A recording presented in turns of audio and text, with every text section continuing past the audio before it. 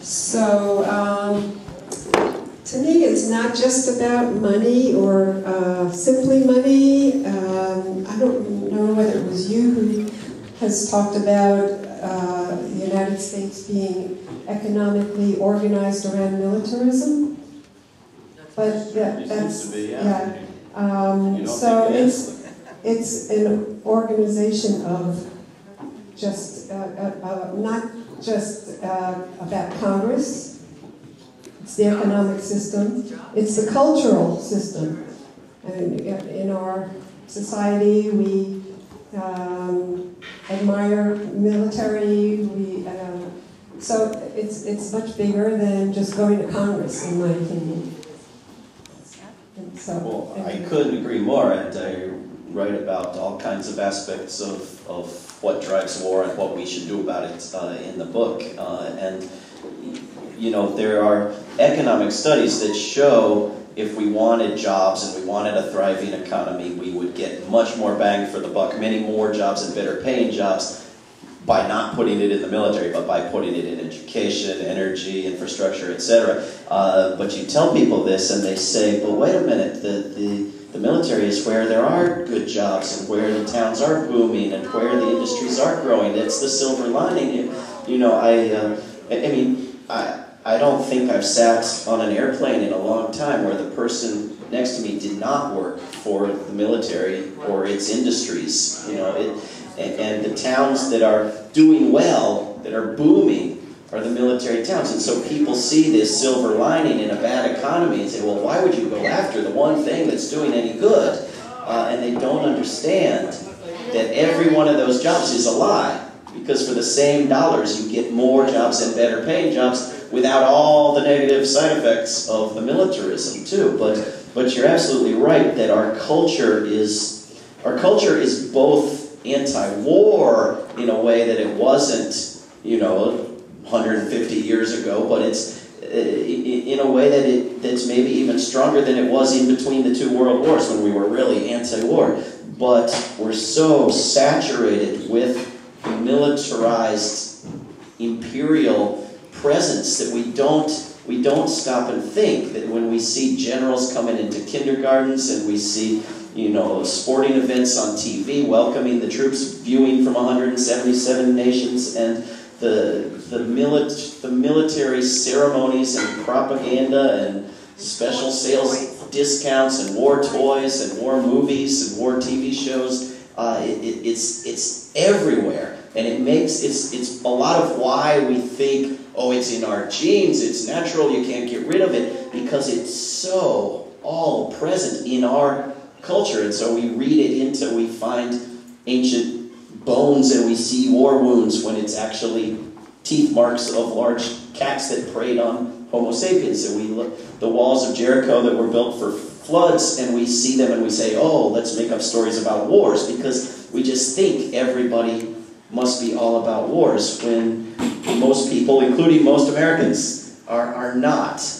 But it's just so in our brains that you can't get away from it, that it has to be there, and that it's, and you know, for the past 63 years or so, we've called anything a military did, ours or anybody else's, defense, because they renamed the War Department the Defense Department. And so we think of these bases all over the planet, to the extent that we think of them at all, as somehow defensive. And we do have to break out of that, which is why I think reading books and talking about it is helpful. And then me.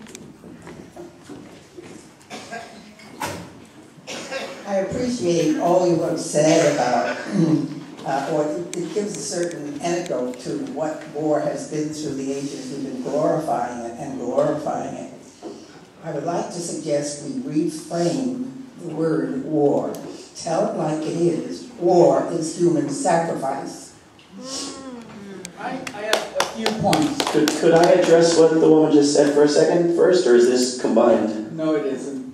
Okay, can you hold it for 60 seconds and I can speak to what she said? I think that we need to radically reframe and change how we talk about war. I think that rather than talking about it as something that you can win or lose, for example, we have to talk about it as a crime that you can cease committing or continue committing. I think that we have to put back in place the understanding that wars are illegal, for example. You know, we banned war in 1928. It's been illegal ever since. And we have these exceptions that get stretched to the point where we lose touch with the fact that war, with very small exceptions, is illegal. But sacrifice contains something of a noble character. The idea that our troops are voluntarily making the ultimate sacrifice for the good of their fellow Americans is not exactly what I want to communicate. I don't think it's a volunteer army. I think when something's volunteer, you can stop volunteering. And you can't do that in the army. And I think that it's not people consciously and with an informed background making the altruistic decision to sacrifice themselves. I think it's people being lied to and coerced and forced into mass murder in which some of them become less than 1% of the victims. So I have doubts about that word, so maybe you can convince me or we can search through some other words, but I agree that we have to change how we talk about it. They're being sacrificed. Yes. I'd like to, what you think of this idea. Progressives need to do with the Democratic Party what the right did in the 1960s and 70s. We need a grassroots counterpart to the old California Republican Assembly, secondly, we need to challenge, like the right challenged the mainline Republicans. We need to challenge the sellouts. Like, I'd like to see Barbara Lee run against Dianne Feinstein in the next primary in 2012. I think she's the most effective one. Well, let's draft her, and if she doesn't do it, I think we can find some progressive member of Congress who could run against. I think Woolsey's too much of a cultural warrior to a warrior. Stark, because unfortunately a secularist, a non-theist is not electable, which is unfortunate. And fortunate, that's just realism. Because if he weren't to that, I'd take him hands down. But we need somebody to run against Feinstein in 2012 in the Democratic primary. What do you think of that idea?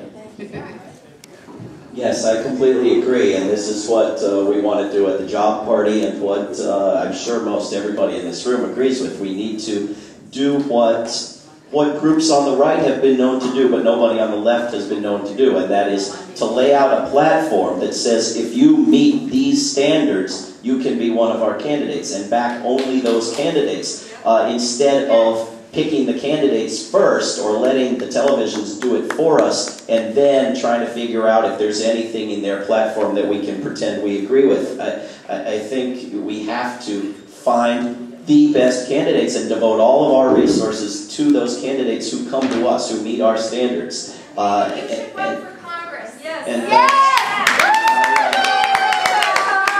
Great state of Virginia. I'm not going to pretend to believe in God either. Or go begging for money. But I think that we do need to find the best people who are willing to do it and back only them. I wanted to say one other thing about sacrifice, if I can. War, as far as we can tell, the closest thing to war that started early was gangs of people ganging up against lions and bears and tigers and beasts that killed humans. Oh my! And when humans would be lost to these predators, they may have been called sacrifices. It may have been easier to say that person sacrificed themselves than they were caught and preyed upon and died for no good reason. And when you see the beginnings of religion, the gods are lions and bears. The gods are these beasts, and you sacrifice flesh to them. But we may have been lying about war since before the first propaganda posters, which were the paintings of the animals on the cave walls. We may have been lying about people dying in violent combat for that long. So there's a long tradition built into us of thinking about sacrifice and it fundamentally being a lie. David, I'd like to thank you for coming and sharing what you're sharing. I just have two questions. In your research, have you come across any information on the Bilderberg Group, the Council on Foreign Relations, the Trilateral Commission, and what influence they might have on policies that our country has against the world? Two, is there anything we can do to mitigate the influence that some 35,000 lobbyists have on our elected officials? These groups, many of which are very secretive, have lots of influence, and many of their members become elected officials or their top staff people. Think tanks that are less secretive, like the Project for the New American Century, that had 17 members in the top ranks of the Bush-Cheney administration, are pushing an agenda that seems to match up very well with what our government actually does, as opposed to the agenda we're shown on television of what we're all about that doesn't seem to make any sense. We don't actually pick the countries in most humanitarian need and go have the wars there. We just talk about the humanitarian needs where we actually already want a war for other reasons. And the other reasons are spelled out by people like these groups, like the Project for the New American Century, that spell out clearly exactly why they want the wars. And it's not secret, you know. I mean, the first George Bush, his Gulf War was going to be all about oil until everybody started saying no blood for oil, and then they toned that down, you know. And war being profitable and good for Wall Street is, you know, that's not a secret either. That's something they make sure to promote. They just do it once on page 12 and leave it be. It gets the message out, and then they put the other nonsense on the front page over and over again.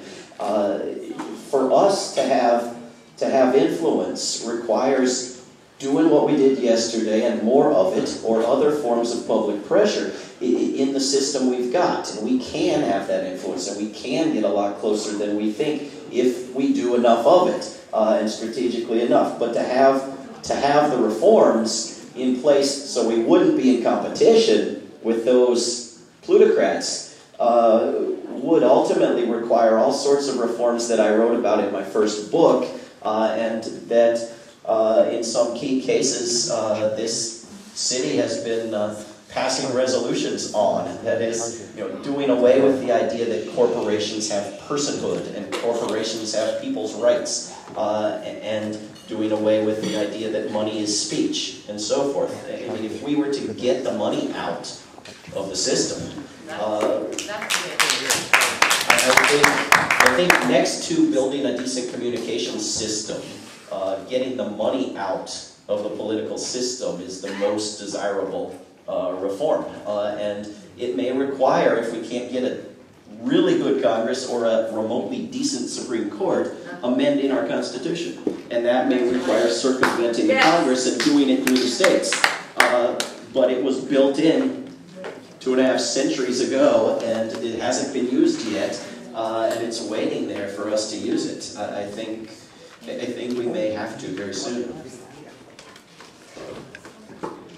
Yes, go ahead. Thank you. A month ago, in this hall, there was a talk by a man named Will Tuttle on his book and work, The World Peace Diet. And he explained how, starting 10,000 years ago, when humans began herding, domesticating, and eating animals, and in each individual's life, from the time they're an infant, how they learn that it's okay for these other beings to be killed for our presumed benefit. And there are lies involved in that. One is that animals don't suffer. That's a lie. The second is that humans need animal protein to live. That's a lie. And the third is that killing animals has nothing to do with killing people. So I ask you if you agree that if we're interested in not killing people, if we need to stop killing and eating animals. Well, I'm not going to tell you that we shouldn't, or that those aren't lies, or that it doesn't make sense, or that it might not help. But I can tell you, as a matter of fact, not speculation, that we don't need to. There have been many human cultures that have killed animals and not had wars. That has happened, so we don't have to speculate about that. But would it be a good idea for many, many reasons, including our level of population and environmental damage and our own health and well-being and all sorts of things to in fact stop killing animals? Absolutely. And might it help us move to a culture of much less violence? I think if we stopped killing human beings as punishment through the death penalty as well, I mean, there are all sorts of ways in which we have to stop killing things. But it's not. I mean, when you say, do we have to? No. We could solve one problem without solving the other. Or should we try to solve them all together? I think so. Yeah.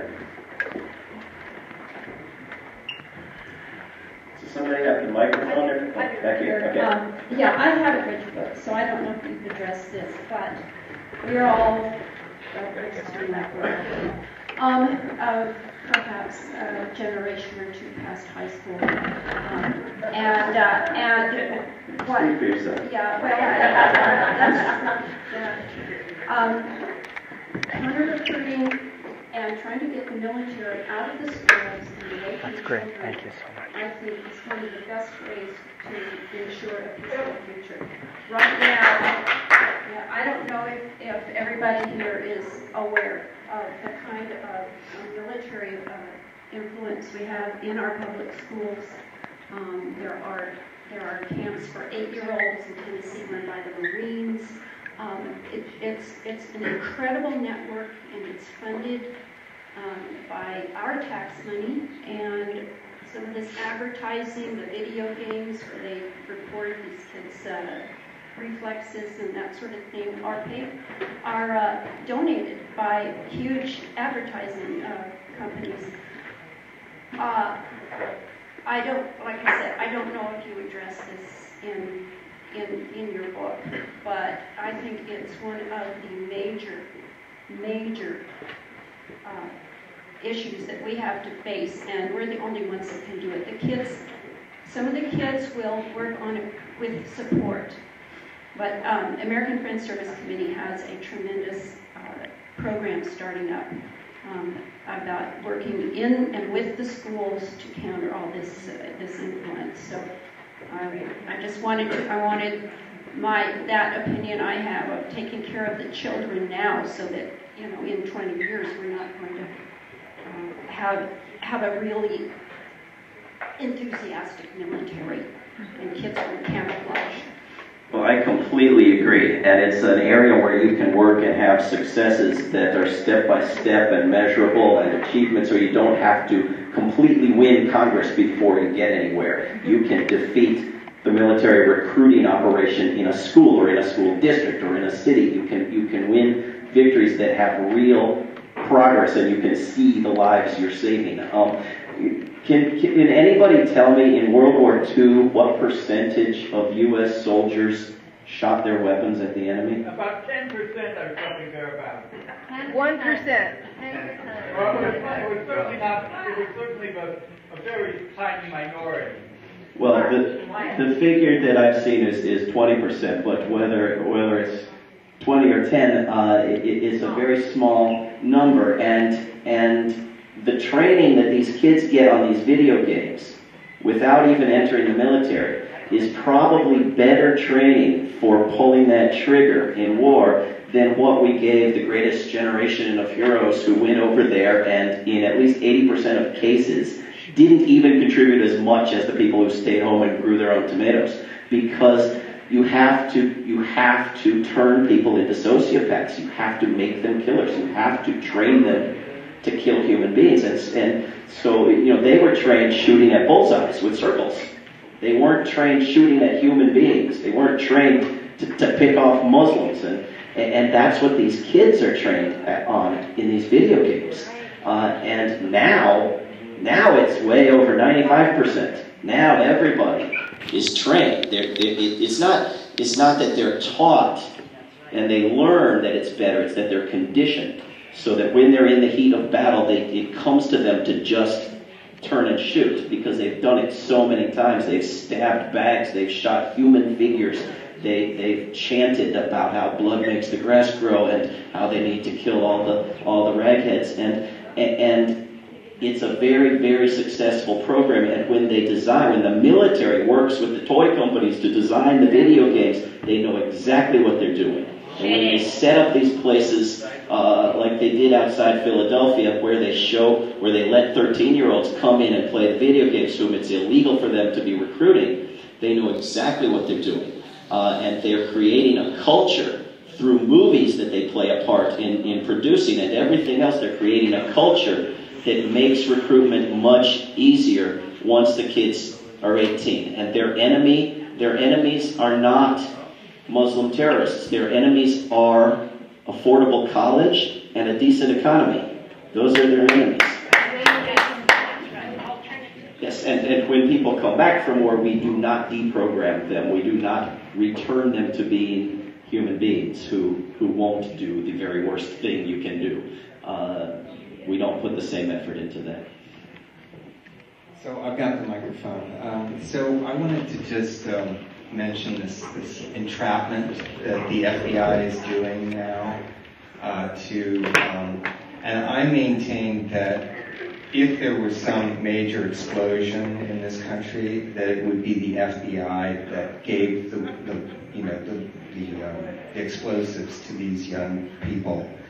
They did that in the first World Trade Center bombing. They've done that. They do that, and so I wanted to get your thoughts on that because they're very skillful at manipulating us, and they use all sorts of techniques and methodology for doing it, including blowing up our own structures.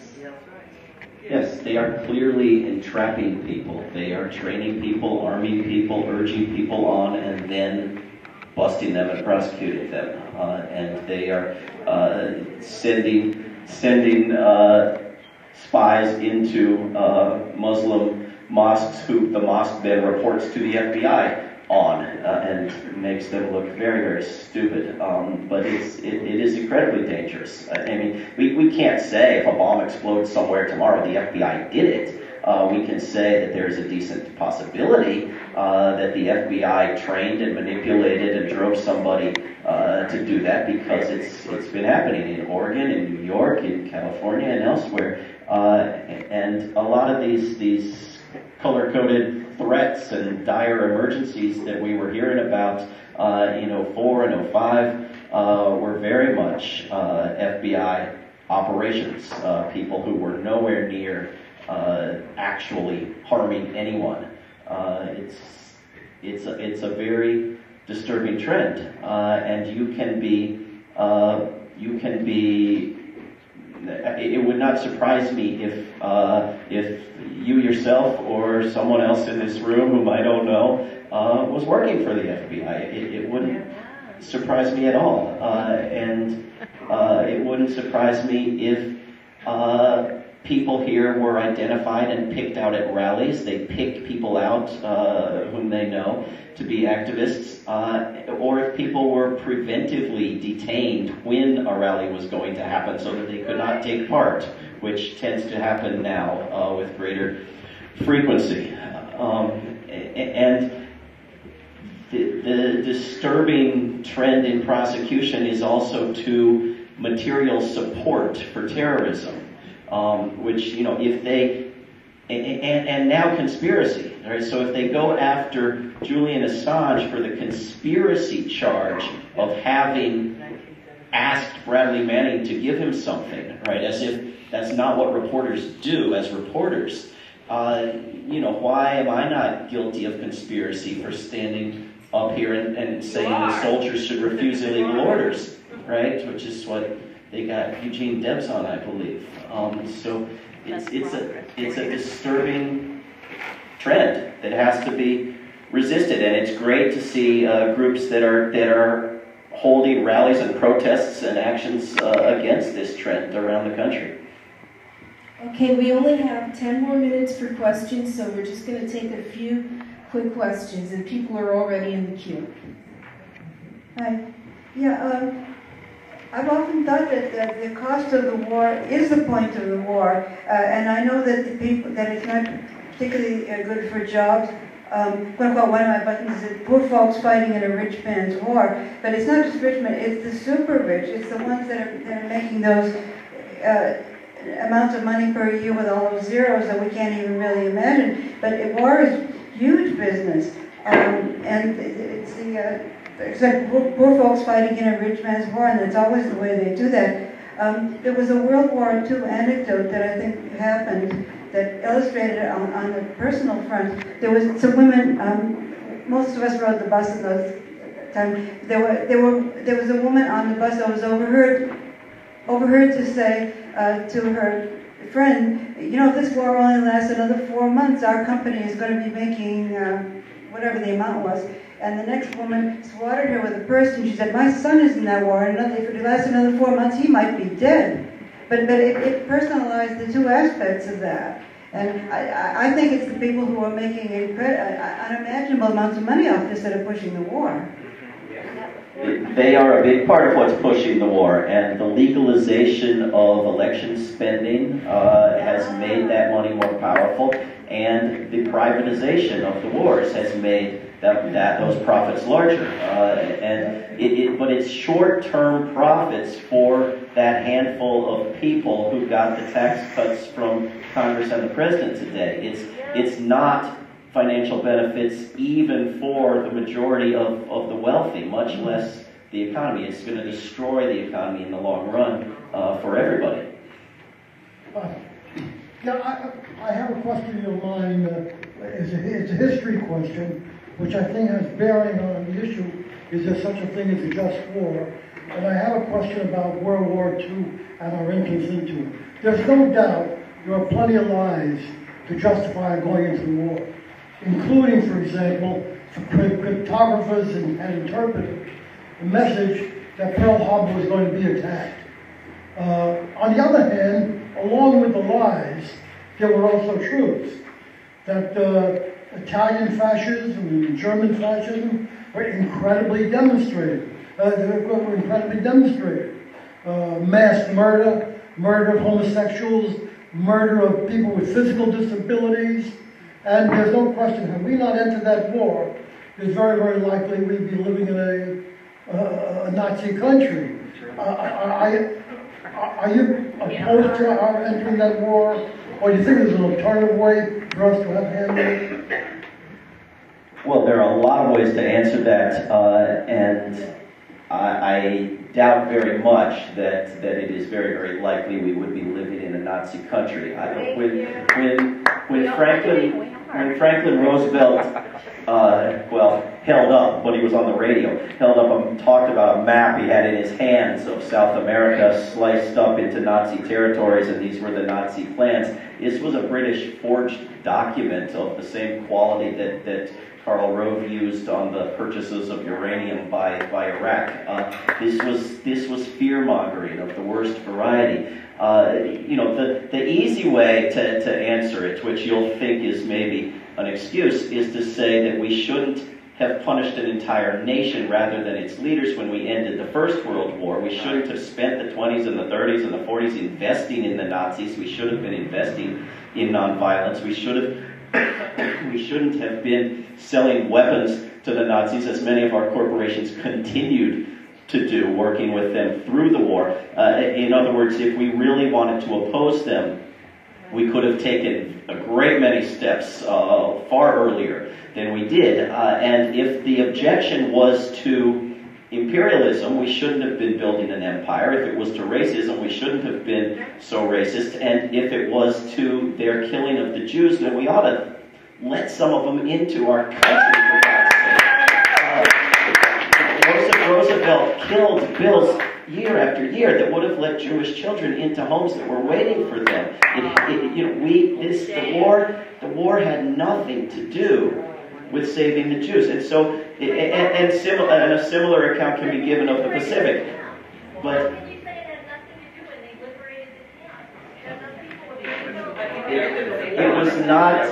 it was not the propaganda. It was not the motivation. It was a good side effect of the war. But we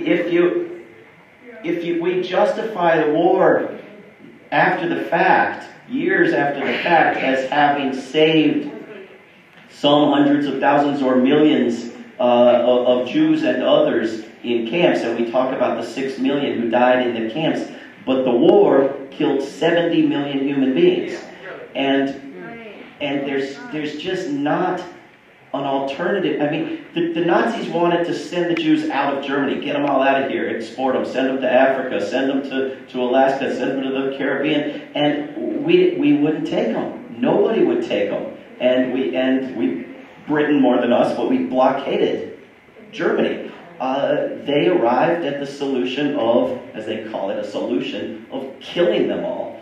And our presidents and Winston Churchill and the rest of the gang kept very quiet about that. You will not find a poster about the need to save the Jews. It was very consciously, deliberately not a part of the war motivation. Had it been, the war should have started a decade sooner.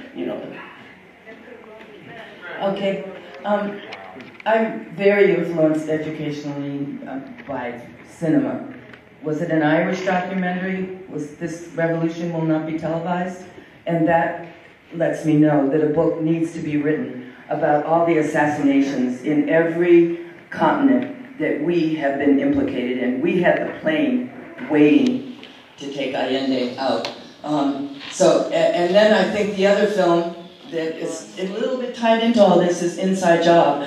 If this film were shown in prisons, there would be a riot, because the guys that perpetrated the worst economy, and will be living with it for decades, are free and clear, but not all those prisoners in jails. I agree.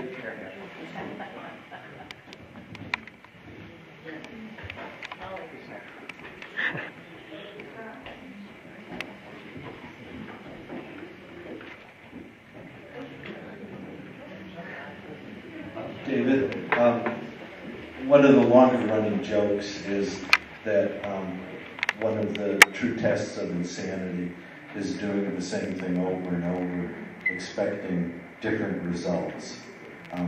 We live in a country where people pay their taxes every year, hope the government spends the money differently, and the government keeps spending it the same way. It's amazing to me, if you stop the flow of money, you will stop war. And if you don't stop it soon, and the empire truly does expand, they won't need taxpayer money anymore, because they'll be taking it from the rest of the world. So I think the time's running out, and I just wondered what you thought. Well, I support the idea. I don't think it's quite that simple, that if 100 or 1,000 or 50,000 or 1 million of us stop paying our taxes, then the wars will end. I don't know at what number you think the wars will end, but they're borrowing all the money from China. It's not dependent on whether we pay our taxes or not, and I'm afraid that if some of us don't pay our taxes, they're going to go after schools, they're going to go after all of the things we want the taxes to be there for. But if you could get a group of people together to say, we're not paying our taxes because of the wars, then you're sending a very strong message. And if you can get that message heard, then that message could have some impact. But just the lack of the money, they don't want money. They want there to be less and less money coming in so that they can kill Social Security and Medicare and the Department of Education. If they just arranged that. If you could somehow give them the 50 cents that's not for the wars and mark it so that it couldn't be spent on the war, Let them kill all those programs and get the people in the streets. No, that's right. Nothing's got them in the streets yet. Well, I don't think we want to advocate killing the programs that keep them educated and fed and employed, because that's.